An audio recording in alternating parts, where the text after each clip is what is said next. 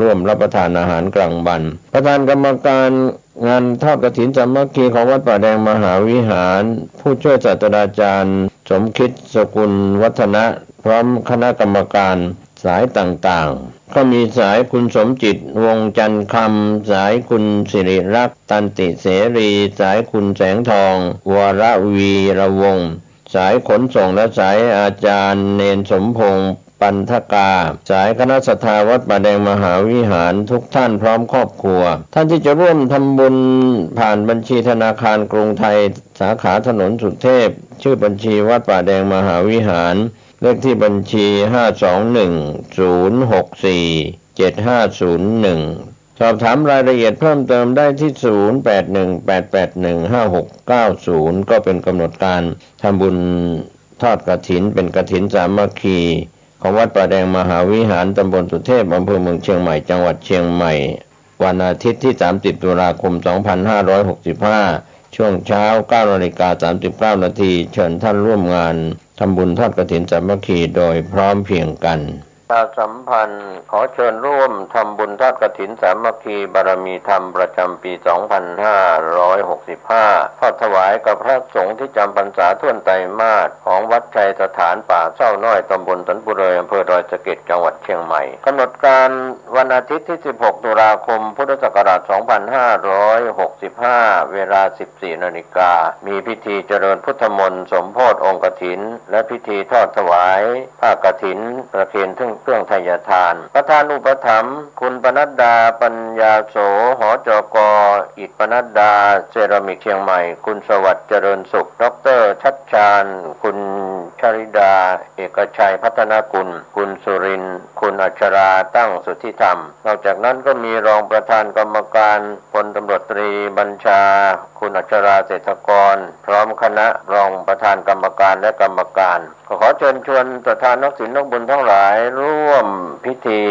ทำบุญทอดกฐินสามัคคีวัดใจสถานป่าเศร้าน้อยตำบลสันปุเรยอำเภอดอยสะเก็ดจังหวัดเชียงใหม่สอบถามรายละเอียดและร่วมทำบุญติดต่อสอบถามได้ที่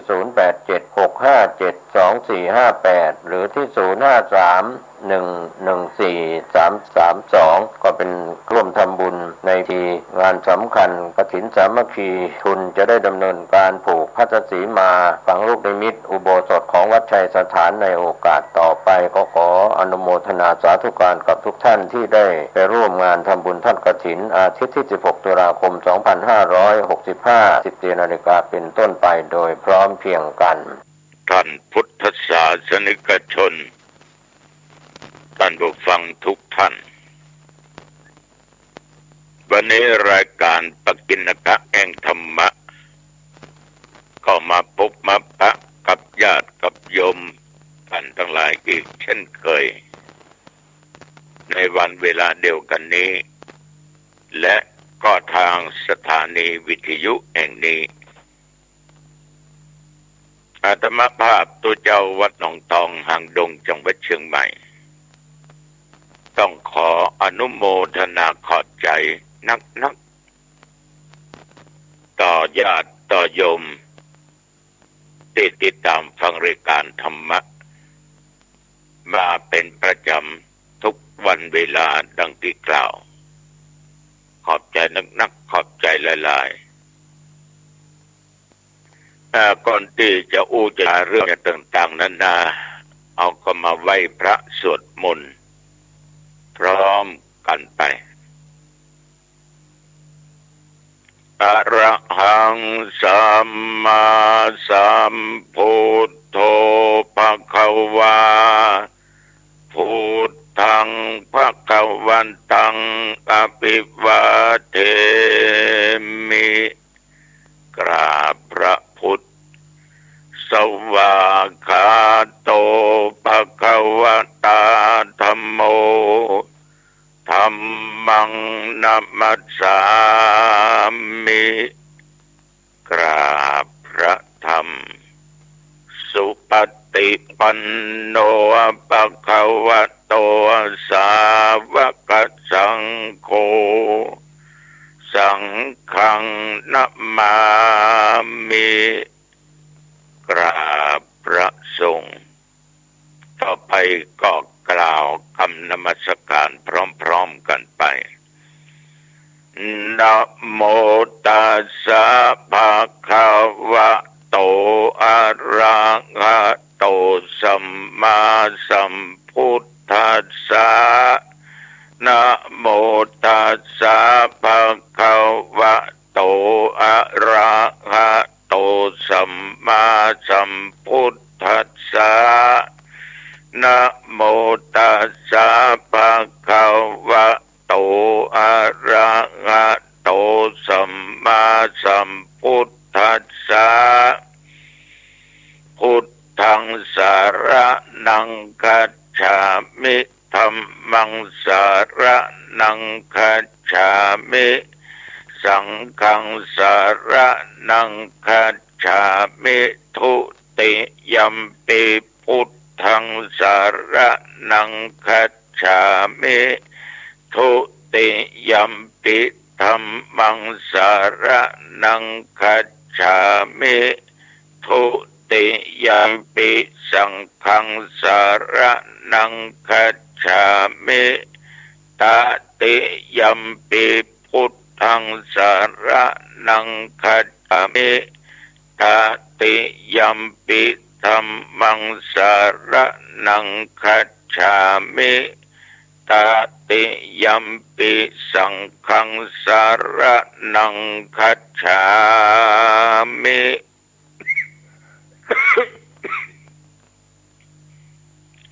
กรมอุตุได้ประกาศบอกไว้ว่าตั้งแต่เมื่อตะวันวามาจนถึงปัจจุบันนี้เที่ยวบริเวณวัดหนองตองใกล้เคียงมีบางครั้งบางช่วงจะมีก้อนเมฆครึ้มไปทั่วบริเวณแต่ว่าตั้งแต่ตะวันวาจนถึงปัจจุบันเดี๋ยวนี้หนองตองก็บ่มีฝนตกนะบ่มีฝนตกแม้แต่หยดเดียวส่วนมากจะมีแต่แสงแดดเท่านั้น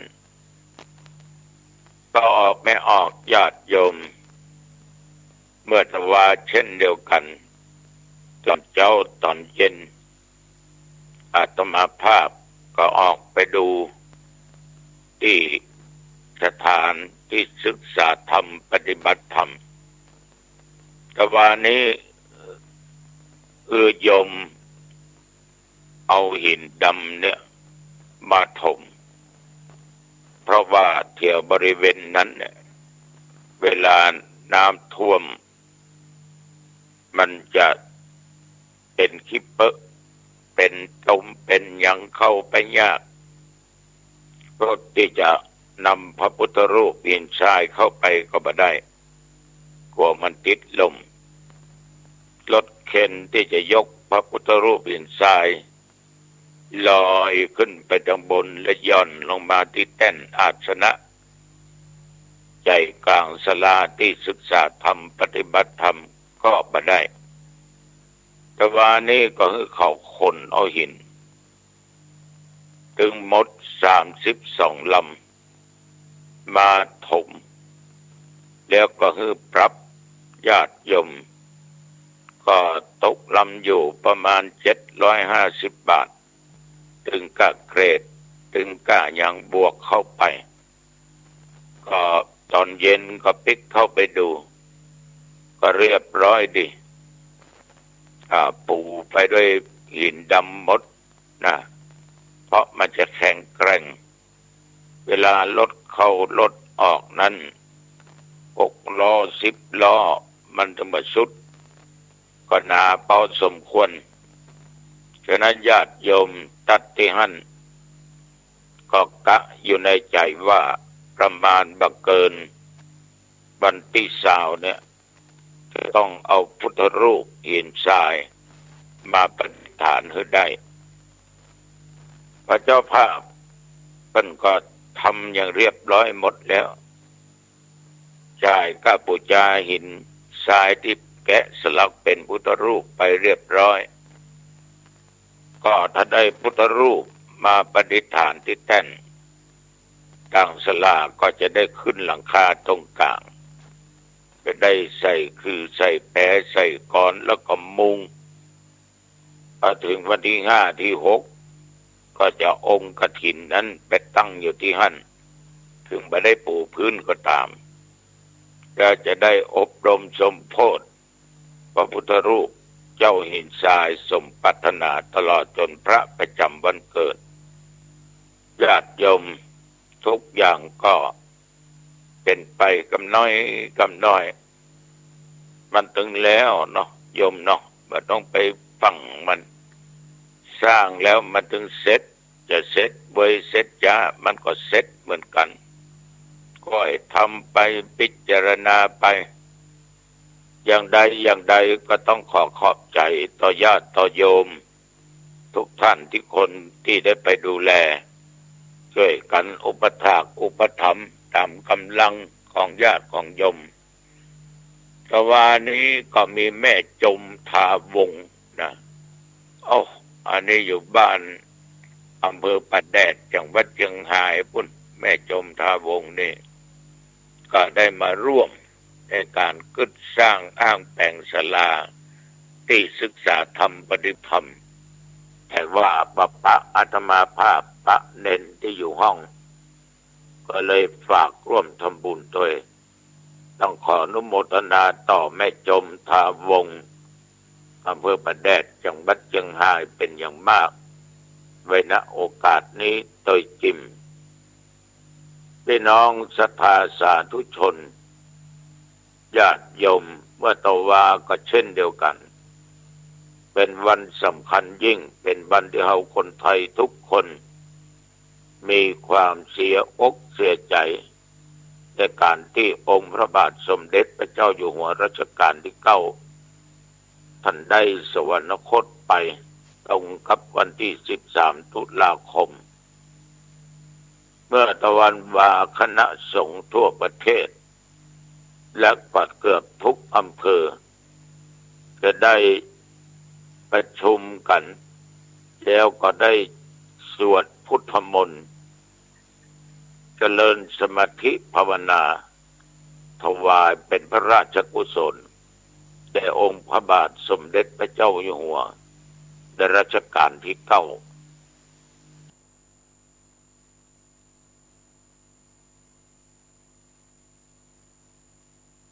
สำนักสงฆ์อำเภอหางดงนั้นบ่ายโมงก็มาพร้อมกันที่บนวิหารมณฑลพิธีพร้อมแล้วก็ทำพิธีในการสวดพุทธมนต์และนั่งสมาธิแผ่บุญกุศลถวายเป็นพระราชกุศลแด่พระองค์ท่านตอนเจ้าก็ทำหาลัยน็อตตั้งหน่วยงานราชการกำนันผู้ใหญ่บ้านนิมนต์พระสงฆ์10 รูปอาตมาภาพก็เป็นประธานสวดพุทธมนต์แล้วก็ได้มีการทำบุญตักบาตรญาติโยมคนมาทุกสารทิศเมื่อตะวันบ่าวคนตักบาตรนั้นหลายร้อยคนส่วนมากเป็นข้าราชการแล้วก็เป็นเจ้าหน้าที่เป็นกำนันผู้ใหญ่บ้านผู้ช่วยสารวัตรต่างก็แสดงความจงรักภักดีต่อสถาบันต่อพ่อแห่งชาติคือพระบาทสมเด็จพระเจ้าอยู่หัวรัชกาลที่9ถ้ามาหันแล้วก็ชื่นอกชื่นใจดีอกดีใจว่าพระองค์ท่านนั้นยังนั่งอยู่ในจิตในใจของทุกคนก็คงจะเหมือนกับญาติกับโยมนะนั่งอยู่ในจิตในใจของโยมฉะนั้นเมื่อตะวันบ่าเนี่ยทุกสารทิศมีการทำบุญถวายเป็นพระราชกุศลแด่พระองค์ท่านพี่น้องญาติโยมเราจะมองหันว่าสถาบันของพระมหากษัตริย์เนี่ยเป็นศูนย์รวมจิตใจของประชาชนทุกคนทั่วประเทศแม้แต่ต่างประเทศ ดังที่มีข่าวที่ดังเนี่ยที่คนก็ใช้ปืนก็ดีมีดก็ดีกราดยิงกับฟันแทงแล้วโรงเรียนอนุบาลเนี่ยกับคุณครูตายไปถึง30 กว่าคนญาติโยมองค์พระบาทสมเด็จพระเจ้าอยู่หัวองค์ปัจจุบันรัชกาลที่10และสมเด็จเจ้าพระราชีทรงเศร้าทรงเสียพระทัยได้เสด็จไปให้กำลังใจแก่พ่อแก่แม่แก่ญาติพี่น้องของผู้ที่ตายจนที่พระองค์นั้นมีน้ำพระเนตรไหลออกมาคือให้นะร้องไห้เหมือนกันน้ำตาคลอเบ้าถึงพระเจ้าแผ่นดินถึงพระราชินีจนที่เรียกว่าพระเจ้าหนองตองหันแล้วก็น้ำตาคลอเบ้าเหมือนกันเนี่ยญาติโยมพระเจ้าแผ่นดินทุกพระองค์เนี่ยเชื้อพระวงศ์ทุกพระองค์เนี่ยทรงมีพระเมตตาธรรมกรุณาธรรมต่อพระสงฆ์นิกรของพระองค์ทุกหมู่เหล่าบ่แบ่งชั้นบ่แบ่งวรรณะบ่แบ่งสถานะบ่ว่าหญิงบ่ว่าชายเนาะจะใหญ่จะน้อยจะเฒ่าจะแก่แม้แต่เป็นละเอ็กละอ่อนก็ทรงมีพระเมตตาธรรมกรุณาธรรมเป็นอย่างมากก็ยังความดีอกดีใจเกิดขึ้นแก่ญาติผู้คนที่ล่วงลับดับขันไปเอาทุกคนเนี่ยสมควรดีเอาเป็นแบบเป็นอย่างอยู่ด้วยกันเนี่ยญาติโยมฮักแปลงกันนะช่วยเหลือหรือว่าสงเคราะห์ซึ่งกันและกันจะได้ดูถูกดูแคลนกันเอาจะจังกันขนาดไหนอาจจะฮักกันขนาดไหนในที่สุดกรรมบ่เฮาก็เขาต้องจากกันไปบ่คนใดก็คนหนึ่งอายุของคนเฮานั้นมันก็มีขีดจำกัดของมันอยู่ฉะนั้นญาติโยมอยู่ด้วยความฮักอยู่ด้วยความจังอันไหนจะเป็นความสุขพระเจ้าก็บอกว่าอยู่ด้วยความฮักกันนั่นแหละมีความสุขอยู่ด้วยความจังกันจงเกลียดจงจังกันมีแต่ความทุกข์ยิ่งญาติยิ่งโยมบางท่านชอบอาฆาตพยาบาทนะอยู่ตลอดเวลาจิตใจเศร้าหมองอาฆาตพยาบาทไฟแห่งความโกรธลุกอยู่ในด้านจิตใจเผาจิตเผาใจตลอดมันจะบ่มีความสุขเท่าตายเพราะคิดที่จะล้างแค้นคิดที่จะเอาคืนญาติโยมถ้าเกิดอะไรอย่างขึ้นก็คือปล่อยวางเหียรู้จักคำว่าอภัยเหียจะไปยึดเอามานั่งคิดนอนคิดญาติโยมจะไปคิดอาฆาตพยาบาทมันบ่ได้อย่างขึ้นมาสักอย่างมันมีเสียกับเสียทุกโจรก็จะเกิดขึ้นเหมือนคนที่ฆ่าคนอื่นอย่างฆ่าละอ่อนตายนะโยมทั้งหลายในที่สุดตัวเองก็ต้องตายถึงครอบถึงครัวถึงเมียถึงหยังเนี่ยญาติโยมถ้าบัดตายก็ต้องโดนจับโดนยับติดคุกติดตารางเป็น10เป็น20 ปีหรือตลอดชีวิตหรือจะต้องถูกประหารชีวิตตายตามทุกข์กันไปเอาได้อย่างขึ้นมาญาติโยมมาได้อย่างทราบอย่างได้แต่บาปกรรมอันบดีนะได้แต่บาปกรรมอันบดีคืออกุศลกรรมเท่านั้นเองเขาจะต้องเจ็บอาจจะต้องทรมานจิตใจจะอยู่ด้วยอริยบทใดก็ตึมเป็นสุขฉะนั้นญาติโยมในชีวิตไม่ต้องไปคิดฆ่าไผ่ไม่ต้องคิดไปข่มเหงไผ่ไม่ต้องคิดที่จะไปทำร้ายไผ่เอาอยู่อย่างเนี้ยอยู่ด้วยเมตตาธรรมกรุณาธรรมเนี่ยญาติโยมเอาจะมีความสุขแต่ว่าก็เช่นเดียวกันได้มีโอกาส ไปได้งานข่าวดำของคนเฒ่าคนแก่บ้านกิ่วแลน้อยเนาะเอาเปิ้นก็อายุครบ72กว่านะได้72ก็มีลูกคนเดียวผู้ชีวิตมีอยู่ลูกก็มีอยู่ลูกเต้าก็ทำงานอยู่องค์การมหาชนตำบลแต่ว่านี้บรรยากาศชื่นมื่นดีคือญาติโยมท่านผู้ฟังนั้นมีความยิ้มแย้มแจ่มใสใส่กันแล้วก็เวลานั่งฟังเทศน์ฟังธรรมเนี่ยมีความตั้งอกตั้งใจฟังบรรลุประเพ่นท่านเราอู้บาจากันในสิ่งที่มันไม่จำเป็นเรียกว่าเคารพถึงพระธรรมเคารพถึงองค์แสดงธรรมในคืนที่แล้วก็ได้นำเอาเรื่องนี้กตัญญูไปอู้บาจาให้ญาติโยมทั้งหลายได้ฟังกันขอขอบใจนักขอบใจหลายๆเด้อทางองค์การมหาชนตำบลแม่กาอำเภอสันปะตองที่เป็นเจ้าภาพวันนี้ก็จะปะญาติโยมที่บ้านแม่คือโดยสังเกตอันนี้ก็เป็นแฟนรายการธรรมะที่ได้ล่วงลับดับขันไปลูกเต้าหลานเลงกุดตึงหาก็จะตานไปหาคืนเนี้ยนะอัตลุงจะไปเนอะบ้านแม่คือโดยสังเกตนี่คือหน้าที่ญาติโยมคนเอาเราจากหน้าที่และก็ต้องมีเมตตาธรรมไม่ได้หวังสิ่งประโยชน์ลาภสักการะใดๆทั้งสิ้นเป็นหน้าที่ของตัวเจ้าจะต้องเผยแพร่ธรรมคือการเผยแพร่ธรรมนอกจากออกทางสถานีวิทยุแล้วในสถานที่ต่างๆถ้าบ่มีภัยนิมนต์ญาติโยมมันจะเป็นนั่งเผยแพร่ธรรมเทศน์ธรรมบ่ได้ไปบรรยายธรรมก็บ่ได้นอกจากมีกิจกรรมกิจการปะกันสนทนากันเอาเรื่องธรรมะมาสนทนากันหรือมีการมีงานเปิ้นนิมนต์ไปบรรยายธรรมไปเทศนาธรรมอันนี้ไปได้แต่ว่าไม่แสดงธรรม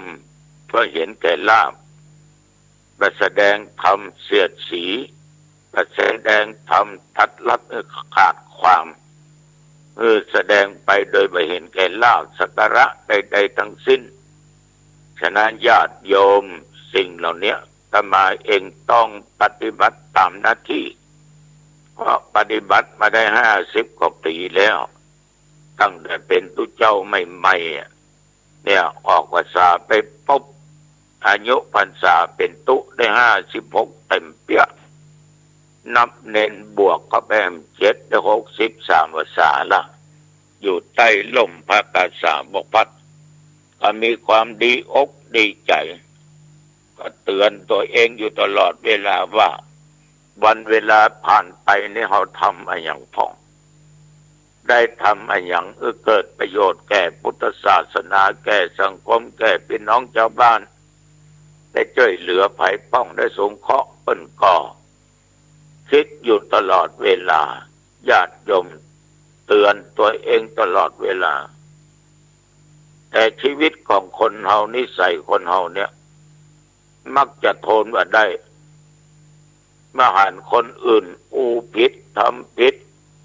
นะจะทนว่าได้ผิดเนี่ยก็บ่ถูก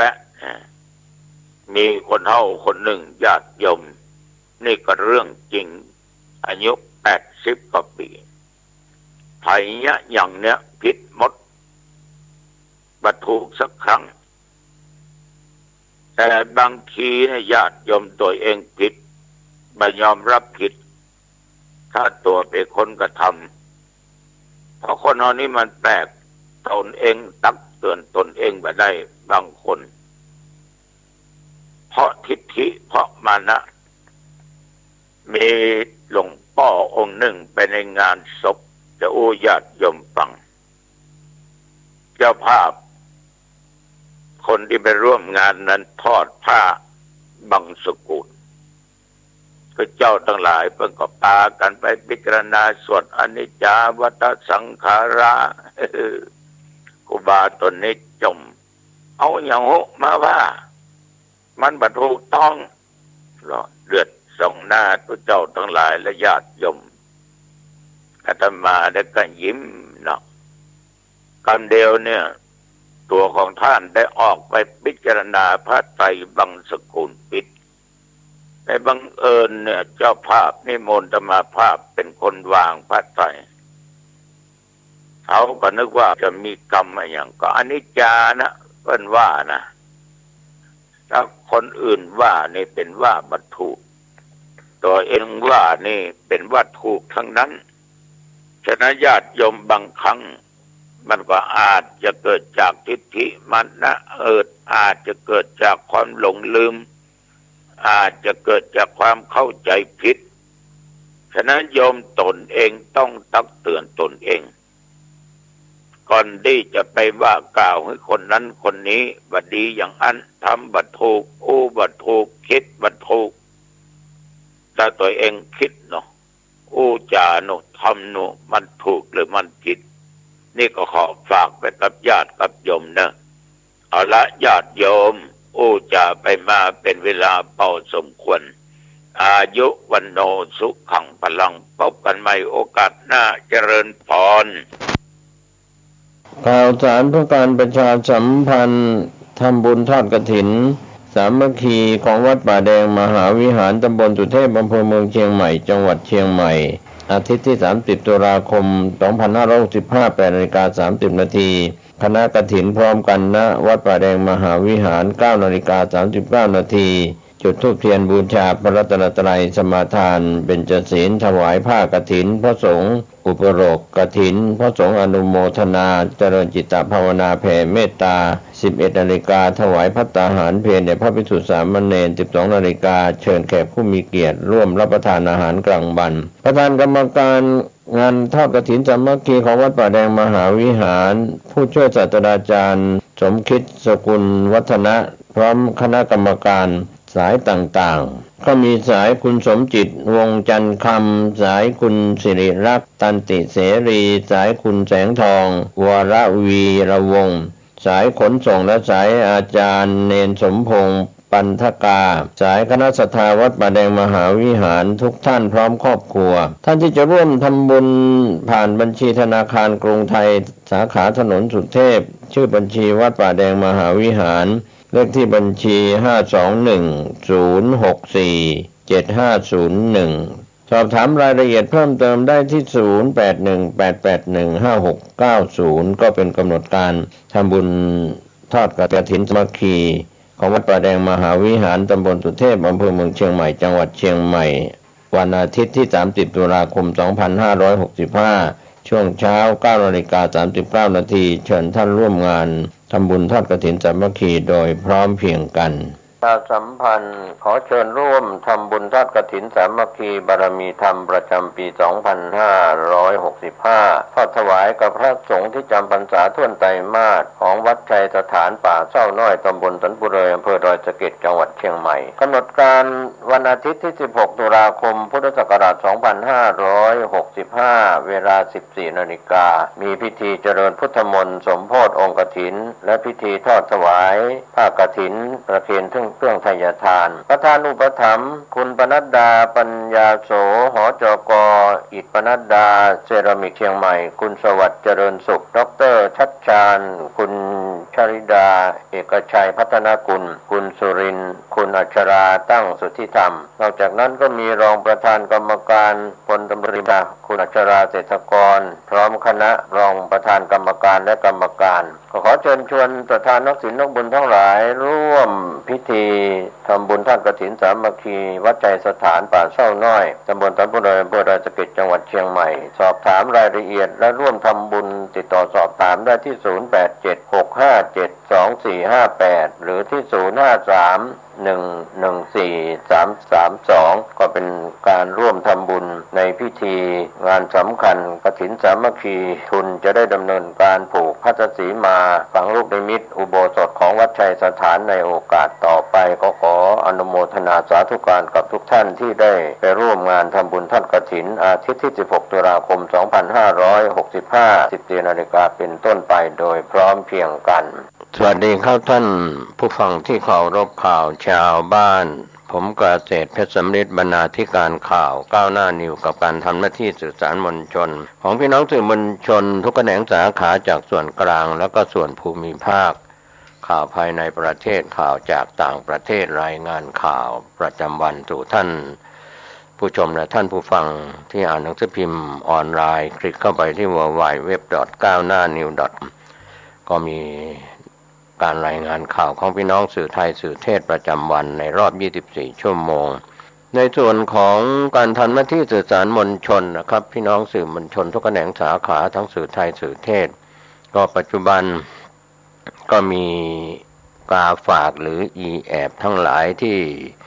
มาแอบอ้างเป็นสื่อปลอมสื่อเทียมที่เข้าไปทำมาหากินอ้างผู้หลักผู้ใหญ่ในบ้านในเมืองมาเป็นที่ปรึกษาบ้างอะไรบ้างทั้งฝ่ายปกครองฝ่ายทหารตำรวจฝ่ายอะไรต่างๆกอรมนเพื่อความมั่นคงโดยเฉพาะมีอีแอบที่เข้าไปในนามสื่อเป็นสมาคมเป็นชมรมอะไรต่างๆมากมายวันนี้กระทรวงมหาดไทยก็คงจะต้องทำหน้าที่ตรวจสอบของการเป็นนายทะเบียนที่เกี่ยวกับสมาคมและมูลนิธิทั่วประเทศที่แอบอ้างแอบอิงหรือว่าของจริงของปลอมอะไรต่างๆก็ฝากไว้นะครับในส่วนของกรมการปกครองกระทรวงมหาดไทยแล้วก็ฝ่ายเจ้าหน้าที่ตำรวจที่เกี่ยวข้องกับการปลอมแปลงเอกสารหรือกระทรวงดิจิทัลต่างๆเว็บไซต์หรือสมาคมมูลนิธิต่างๆที่เข้ามาแอบอ้างแอบอิงทำให้สื่อสารมวลชนที่ทำหน้าที่ถูกต้องดีงามเกิดความเสียหายเกิดความไม่เชื่อมั่นของผู้บริโภคข้อมูลข่าวสารเรื่องนี้ก็เป็นธรรมะก่อนข่าวที่นำมาฝากแล้วก็ออกมาเตือนกันในช่วงนี้ผู้หลักผู้ใหญ่ในบ้านในเมืองระดับเจ้าหน้าที่ฝ่ายปกครองเจ้าหน้าที่ตำรวจเจ้าหน้าที่ทหารฝ่ายความมั่นคงอะไรต่างๆก็ถูกอ้างอิงกันขอให้ท่านทำการตรวจสอบนะครับสมาคมที่ขาดการเรียกว่าไม่ได้มีการยืนยันมูลนิธิก็ตามที่ไม่ได้แจ้งงบดุลอะไรต่างๆก็ยังแอบอ้างเป็นสมาคมยังแอบอ้างเป็นมูลนิธิกันอยู่นะครับก็ขอให้ท่านทำหน้าที่ปัจจุบันนี้ก็มีผู้แอบแฝงแอบอ้างเป็นผู้พิพากษาเป็นทนายความเป็นอัยการเป็นเจ้าหน้าที่ฝ่ายปกครองกันมากมายผ่านโซเชียลมีเดียทั้งหลายก็ถือว่าของจริงของปลอมเป็นของที่ปรากฏเกิดขึ้นอยู่ธรรมชาติเป็นธรรมดาอยู่แล้วที่ไหนมีของจริงที่นั่นก็มีของเท็จของปลอมก็ตรวจสอบกวาดล้างจับกลุ่มกันไปดำเนินคดีกันไปตรวจสอบแล้วถ้าเป็นของจริงก็ทองก็เป็นทองแท้ไม่ใช่ทองเก๊ทองแท้ก็คงเป็นของจริงทองปลอมทองเก๊ก็เป็นของเก๊ของปลอมไปก็ถือว่าเป็นธรรมชาติความจริงที่ปรากฏอยู่ข่าวแรกวันนี้ทีมข่าวของทีมข่าวก้าวหน้านิวได้รายงานข่าวที่เดินทางไปปฏิบัติหน้าที่โดยนายปัญญากรรักชาติธรรมได้เดินทางไปกับคณะสื่อมวลชนในพื้นที่อำเภอแม่วางจังหวัดเชียงใหม่ผู้อำนวยการกรมชลประทานเดินหน้าอ่างเก็บน้ำเร่งผลศึกษา EIA หวังยกระดับคุณภาพชีวิตให้กับพี่น้องเกษตรกรใน3อำเภอของจังหวัดเชียงใหม่12ตุลาคมที่ผ่านมาช่วงเช้า9 นาฬิกากรมชลประทานลงพื้นที่รับฟังความคิดเห็นชาวแม่วางสันป่าตองดอยรอเร่งประเมินผลกระทบด้านการศึกษาสิ่งแวดล้อมของอ่าง แม่วางจังหวัดเชียงใหม่ก็มีการตั้งเป้าแก้ปัญหาแล้งซ้ำซากให้ราษฎรสองฝั่งลำน้ำแม่วางสร้างความมั่นคงด้านน้ำเพื่อชีวิตความเป็นอยู่ที่ดีขึ้นให้ราษฎรจำนวน82หมู่บ้านโดยนายสุรชาติมาราศีผู้อำนวยการสำนักบริหารโครงการกรมชลประทานได้ออกมาชี้แจงว่าราษฎรที่อาศัยอยู่ในเขตอำเภอแม่วางอำเภอสันปะตองและอำเภอดอยหล่อจังหวัดเชียงใหม่รวม11ตำบล82หมู่บ้านประสบปัญหาภัยแล้งน้ำท่วมมายาวนานตั้งแต่ปี2528เป็นต้นมาทั้งนี้ราษฎรทั้ง3อำเภออาศัยน้ำจากลำน้ำแม่วางและลำห้วยสาขาเป็นหลักเพื่อใช้ในการทำการเกษตรและเป็นใช้เพื่ออุปโภคบริโภคในช่วงฤดูแล้งน้ำในลำน้ำเหล่านี้มีปริมาณน้อยไม่เพียงพอต่อความต้องการในการใช้น้ำทางด้านพื้นที่การเกษตรก็ขาดแคลนน้ำผลผลิตได้รับความเสียหายช่วงฤดูฝนน้ำในลำน้ำแม่วางก็ไหลบ่าเข้าท่วมพื้นที่การเกษตร2ฝั่งลำน้ำทางกรมชลประทานจึงได้ใช้รูปแบบโครงการก่อสร้างขนาดเล็ก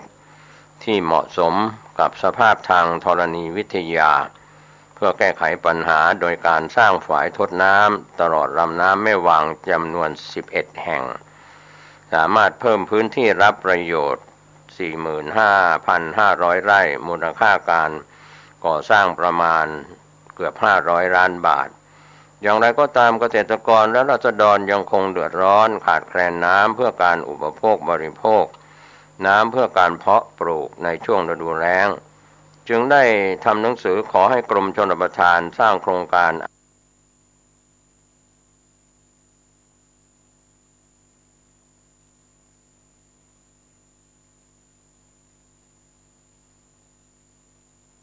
อ่างเก็บน้ำแม่วางในปี 2547 จากการจัดทำรายงานเพื่อวางโครงการพบว่าพื้นที่หัวงานและอ่างเก็บน้ำมีพื้นที่บางส่วนอยู่ในเขตพื้นที่ชั้นคุณภาพลุ่มน้ำชั้นหนึ่งก็อยู่ในเขตพื้นที่ป่าสงวนแห่งชาติป่าแม่ขานและป่าแม่วางนอกจากนั้นพื้นที่หัวงานและอ่างเก็บน้ำบางส่วนก็อยู่ในอุทยานแห่งชาติแม่วางและอุทยานแห่งชาติออกขานก็ต้องนำเสนอรายงานการประเมินผลกระทบสิ่งแวดล้อมต่อหน่วยงานที่เกี่ยวข้องเพื่อให้ความเห็นชอบก่อนอนุญาตตามขั้นตอนต่อไปโดยทางกรมชลประทานเป็นหน่วยงานที่รับผิดชอบด้านการจัดหาแหล่งน้ำให้กับพื้นที่ต่างๆโดยเฉพาะพื้นที่ชลประทานจึงได้เริ่มดำเนินการศึกษาและก็จะทำรายงานการศึกษาความเหมาะสมและรายงานประเมินผลกระทบต่อสิ่งแวดล้อมโครงการอ่างเก็บน้ำแม่วางจังหวัดเชียงใหม่ในช่วงกลางปี 2563 ที่ผ่านมานั้นก็เป็นที่ตั้งหัวงานอยู่บริเวณหมู่ที่1บ้านใหม่ปางเติมตำบลบ้านกาดอำเภอแม่วางเชียงใหม่กักเก็บน้ำต้นทุนเพิ่มได้ 25.42 ล้านลูกบาศก์เมตรเสริมสร้างความมั่นคงน้ำกินน้ำใช้ส่งน้ำให้ในพื้นที่ด้านการเกษตร 48,780 ไร่ใน3อำเภอดังข้างต้นแบ่งเป็นพื้นที่ชลประทานฤดูฝน 38,290 ไร่ชลประทานฤดูแล้ง 2,489 ไร่ช่วยบรรเทาทุกข์อุทกภัยลุ่มน้ำแม่วางช่วงฤดูฝนก็เป็นแหล่งท่องเที่ยวพักผ่อนหย่อนใจแห่งใหม่ในพื้นที่อำเภอแม่วางจังหวัดเชียงใหม่ยังช่วยรักษาระบบนิเวศเพิ่มความชุ่มชื้นให้กับพื้นที่ป่าในพื้นที่ป่าไม้บริเวณโดยรอบโดยเฉพาะพื้นที่ท้ายน้ำของลุ่มน้ำแม่วางภายหลังจากการรับฟังความคิดเห็นของประชาชนในปัจฉิมนิเทศโครงการของกรมชลประทานก็จะนำความคิดเห็นของราษฎรมาปรับปรุงเป็นรายงานฉบับสมบูรณ์เพื่อนำเสนอต่อสำนักงานนโยบายและแผนทรัพยากรธรรมชาติก่อนเข้าสู่กระบวนการพิจารณาของทางคณะกรรมการผู้ชำนาญการพิจารณารายงานผลกระทบต่อสิ่งแวดล้อมคชก. เ เป็นลำดับถัดไปก็เป็นข้อชี้แจงจากนายสุรชาติออกมาชี้แจงนะครับโดยนายสุรชาติมาราศีผู้อำนวยการสำนักบริหารโครงการกรมชลประทานได้พาพี่น้องสื่อมวลชนลงไปสัมผัสในพื้นที่และชี้แจงต่อพี่น้องสื่อมวลชนก็ถือว่าเป็นโครงการที่ดีที่เกิดขึ้นในคณะทำงานก็ต้องการให้โครงการนี้ผ่านโดยเร็วเนื่องจากที่ดินแห่งนี้ถูกสร้างเป็นฝายน้ำมาตั้งแต่ปี 2528 เป็นต้นมาก็ดำเนินการใช้งานมาโดยตลอดจนอุปกรณ์ก็เริ่มเสื่อมสภาพก็ข่าวคืบหน้าเรื่องนี้จะได้รายงานครับก็เป็นการรายงานข่าวภาพข่าวจาก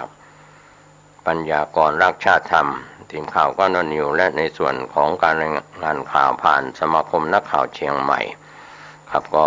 ขอบคุณทีมงานที่เป็นตัวแทนของหนังสือพิมพ์ในการรายงานข่าวนะครับก็เรียกว่า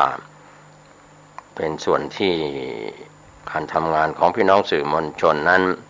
ก็ถือว่าเป็นกระจกเงาของสังคมทุกแขนงสาขาที่ได้ลงไปในพื้นที่ 12 ตุลาคม 2565 เมื่อวานนี้นะครับขอขอบคุณทีมข่าวทุกแขนงสาขาในส่วนข่าวภูมิภาคของเชียงใหม่ส่วนข่าวอื่นๆในช่วงนี้ของพี่น้องสื่อมวลชนที่ได้รายงานข่าวประจำวันในการรายงานข่าวในรอบวันสู่ท่านผู้ชมและท่านผู้ฟังนั้นก็คงมีเรื่องราวทั้งข่าวภายในประเทศและข่าวจากต่างประเทศวันนี้เรามาติดตามสภาพอากาศของกรมอุตุนิยมวิทยาศูนย์อุตุนิยมวิทยาประจำแต่ละภูมิภาคเรื่องของดินฟ้าอากาศเดลี่นิวออนไลน์ได้รายงานเรื่องของดินฟ้าอากาศเหนืออีสานอากาศเย็นตอนเช้ากรุงเทพมหานครมีฝนฟ้าคะนอง 20% ของพื้นที่13 ตุลาคม 2565 กรมอุตุนิยมวิทยาพยากรณ์อากาศความกดอากาศสูงหรือมวลอากาศเย็นกำลังปานกลางจากประเทศจีนปกคลุมประเทศไทยตอนบนและทะเลจีนใต้ทำให้บริเวณดังกล่าวมีฝนน้อยโดยภาคเหนือและภาคตะวันออกเฉียงเหนือมีอากาศเย็นในตอนเช้าขณะที่ร่องมรสุมพาดผ่านบริเวณภาคใต้ตอนกลางทำให้ภาคใต้ฝั่งตะวันออกมีฝนต่อเนื่องในระยะนี้ก็ขอให้ประชาชนบริเวณดังกล่าวระวังอันตรายจากฝนที่ตกสะสมอาจทำให้เกิดน้ำท่วมฉับพลันและน้ำป่าไหลหลากไว้ด้วยนะครับก็เป็นการรายงานข่าวจากกรมอุตุนิยมวิทยาสภาพของดินฟ้าอากาศเราไปติดตามความคืบหน้าน้ำท่วมภาคอีสานที่เราได้รายงานข่าวจากพี่น้องสื่อมวลชนในส่วนภูมิภาคของภาคอีสานวันนี้มติชนออนไลน์รายงานข่าวภูมิภาคท่วมใหญ่อุบลราชธานีพิษแผนล่มจัดการน้ำอีสาน13 ตุลาคมก็เป็นการน้ำท่วมใหญ่อุบลพิษแผนล่มจัดการน้ำอีสานก็เป็นส่วนที่ทางทีมข่าวภูมิภาคจังหวัดอุบลราชธานีของมติชนออนไลน์ได้รายงานข่าว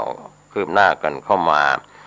สถานการณ์อุทกภัยกลายเป็นฝันร้ายของคนไทยทั่วประเทศโดยเฉพาะพายุโนรูก็ทำให้หลายจังหวัดวิกฤตอย่างหนักและยังไม่มีท่าทีว่าจะคลี่คลายในเร็ววัน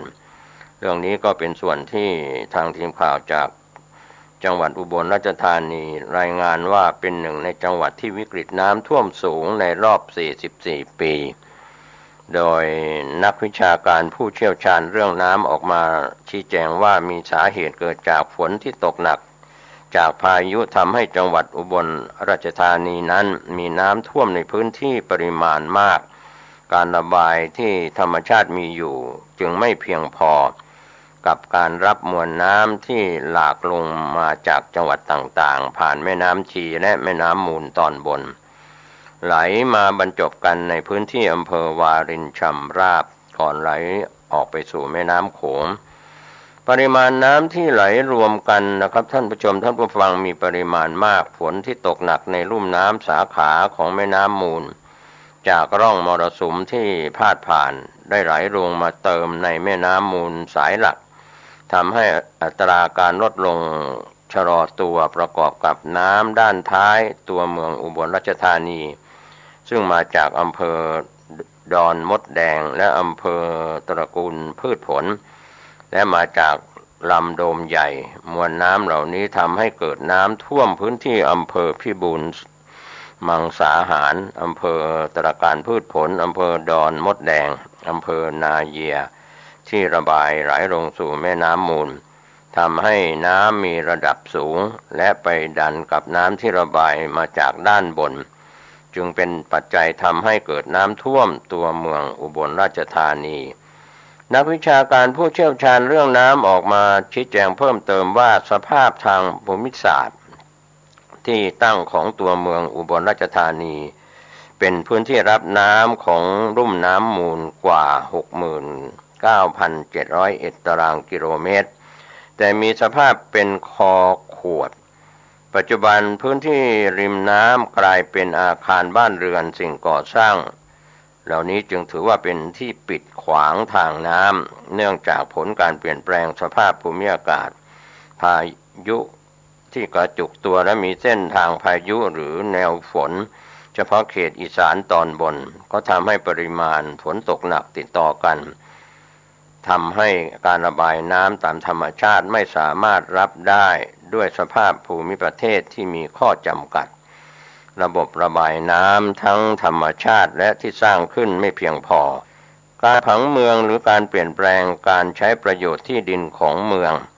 การบริหารจัดการน้ำที่ขาดประสิทธิภาพทั้งระบบเตือนภัยการเตรียมการสร้างและบูรณาการงานในภาวะวิกฤต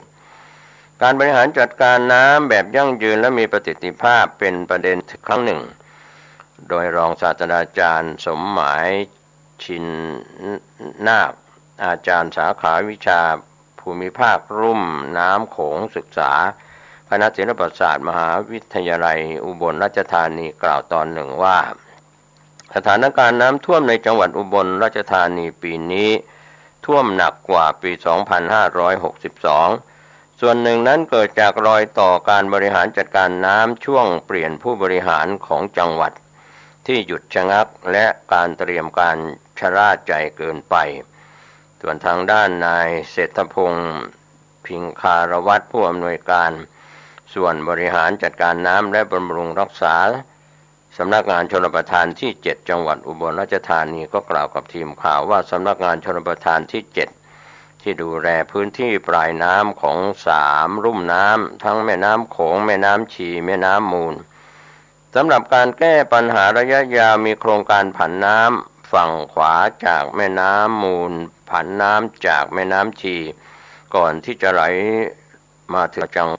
จะช่วยตัดยอดน้ำ2ลุ่มน้ำได้ 2,000 ลูกบาศก์เมตรต่อวินาทีใช้งบประมาณกว่า 40,000 ล้านบาทอยู่ระหว่างการทำประชาพิจารณ์จะช่วยแก้ไขปัญหาน้ำท่วมในระยะยาวจะไม่เกิดปัญหาน้ำท่วมใหญ่ขณะที่นายเทิดพงษ์ไทยอุดมผู้อำนวยการสำนักงานทรัพยากรน้ำแห่งชาติภาค 3ก็ได้เสนอแนวทางการบริหารจัดการน้ำหลากในเขตผังน้ำมูลเพื่อให้หน่วยงานที่เกี่ยวข้องนำไปขับเคลื่อนสู่การแก้ไขปัญหา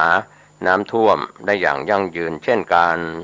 ประเมินระยะเวลาการเดินทางของน้ำตามลำน้ำเพื่อคาดการณ์และเตือนภัยระดับน้ำปริมาณน้ำการผันน้ำออกจากลำน้ำหลักไปยังลำน้ำข้างเคียงปริมาณน้ำหลากมากกว่าความสามารถในการระบายน้ำด้านท้ายน้ำหลากน้ำเดินทางมาถึงแม่น้ำมูลสายหลักรวมถึงการผันน้ำเข้าไปยังพื้นที่น้ำนองที่มีอยู่2ฝั่งของลำน้ำมูลสายหลักการก่อสร้างแนวผันน้ำเพิ่มเติมในบริเวณชุมชนที่สำคัญบริเวณแม่น้ำมูลตอนหลังเพิ่มเครื่องมือในการบริหารจัดการน้ำพัฒนาพื้นที่ลุ่มต่ำแก้มลิงธรรมชาติเป็นพื้นที่น้ำนองเพื่อบริหารจัดการร่วมกับเขื่อนระบายน้ำในแม่น้ำมูลต่อไปทางด้านนายมงคลจุลทัศน์ประธานหอการค้าจังหวัดอุบลราชธานีก็กล่าวกับทีมข่าวตอนหนึ่งว่าปีนี้ปริมาณน้ำท่วมสูงกว่าปี 2562 ที่น้ำท่วมใหญ่ของจังหวัดอุบลราชธานีคาดว่ามูลค่าความเสียหายประมาณ10,000 ล้านบาทยังไม่รวมถึงการเสียโอกาสทางด้านการค้าขายส่งออกการท่องเที่ยวกับประเทศเพื่อนบ้านเช่นลาวกัมพูชาคาดว่าน้ำจะยังคงท่วมสูงอยู่อีกประมาณ45 วันความเสียหายที่เกิดขึ้นในขณะนี้ที่จังหวัดอุบลราชธานีแทบจะกลายเป็นเกาะแล้วซึ่งมีผลกระทบต่อเศรษฐกิจของจังหวัดอุบลราชธานีเป็นอย่างมากก็ส่งผลให้เกิดความเสียหายทั้งเศรษฐกิจสังคมในวงกว้างรวมไปถึงผู้ที่ได้รับผลกระทบทั้งทางกายภาพทางด้านจิตใจส่วนด้านที่พักพิงและด้านการอพยพออกจากพื้นที่ด้านเศรษฐกิจสินทรัพย์ที่สามารถสร้างรายได้เสียหายทั้งโรงงานร้านค้าพืชผลทางการเกษตรพื้นที่เพาะปลูกรวมถึงกระทบต่อภาวะการจ้างงานของครัวเรือนโดยเฉพาะแรงงานที่มีรายได้น้อยเนื่องจากมีความไม่แน่นอนของการมีงานทำก็ได้รับการชดเชยความเสียหายที่ไม่เพียงพอและไม่มีความสามารถในการฟื้นฟูอย่างเต็มที่ส่วนกลุ่มจิตอาสาคนอุบลไม่ทิ้งกันนั้นโดยการนำของนายวิศรุตสวัสดิ์สวัสดิ์ขออภัยนามตระกูลสวัสดิ์วระอดีตผู้สมัครนายกเทศมนตรีเทศบาลนครอุบลราชธานีชี้แจงว่าการเตรียมยื่นหนังสือเปิดผนึกถึงพลเอกประวิตรวงษ์สุวรรณรองนายกรัฐมนตรีในฐานะผู้กำกับดูแลการจัดการน้ำส่วนหน้าภาคตะวันออกเฉียงเหนือเนื่องจากการบริหารงานมิอาจเลี่ยงความรับผิดชอบได้จึงขอเสนอให้รัฐบาลได้พิจารณาดำเนินการประกอบด้วย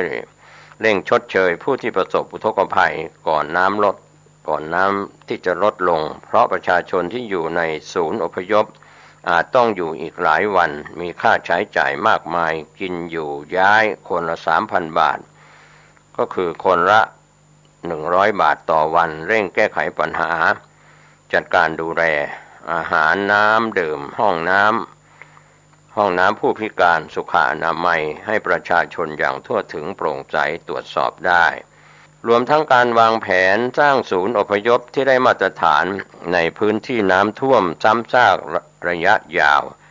กระจายอำนาจและก็งบประมาณไปสู่ท้องถิ่นเพื่อให้สามารถพัฒนาระบบการจัดการน้ำในไร่นาในพื้นที่ชุมชนและในลุ่มน้ำสาขาต่างๆของลุ่มน้ำให้เต็มศักยภาพรวมถึงการจัดการแก้ไขปัญหาผังเมืองการใช้ประโยชน์ที่ดิน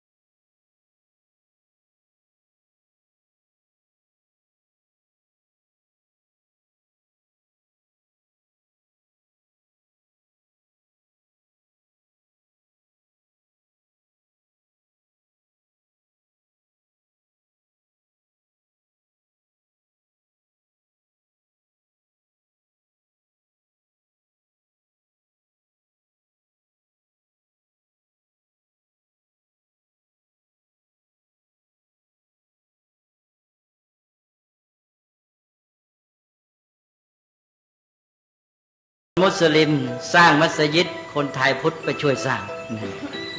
ก็เลยเวลาชาวพุทธสร้างโบสถ์ชาวมุสลิมก็เลยมาช่วยสร้างด้วยนี่อย่างนี้เป็นสภาพที่หาได้ยากมันไม่มีที่ไหนในโลกนะพระมาจากนราธิวาสก็มาเล่าให้ฟังท่านมีความวิตกห่วงใยเรื่องความเป็นไปในจังหวัดของท่านอนาคตจะเป็นอย่างไรเนาะแต่บอกสมัยท่านเป็นเด็กเนี่ยจะเป็นเด็กพุทธเด็กมุสลิมก็เรียนหนังสือด้วยกัน